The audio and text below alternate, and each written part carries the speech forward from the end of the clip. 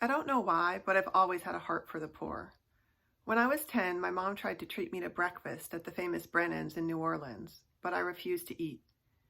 The disparity between the fancy dining room and the homeless people we walked past to get there broke my heart. At 14, when I was asked to write the Christmas pageant for church, I wrote about a homeless man who wasn't allowed in and was forced to listen to the Christmas story from the cold.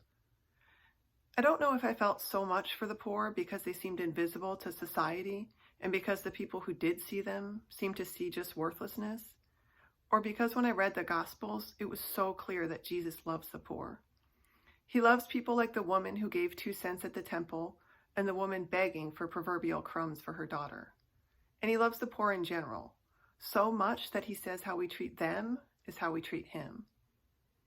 Often when we talk about helping the poor, people say that the poor are happy and don't need the luxuries we have to be content. And the truth is, they don't, but neither do we.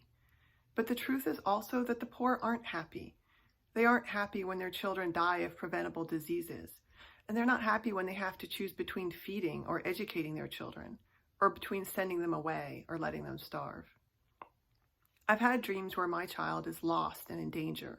And the people I love, the people who say they love me, are indifferent.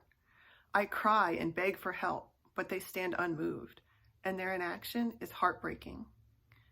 When I have these dreams, I have to wonder if God is showing me how it feels, how He feels when we fail to love our neighbors. If this is how He feels when He gives us all we need to do His work, to care for His beloved children, but His cries to love fall on our deaf ears, and His children continue to suffer.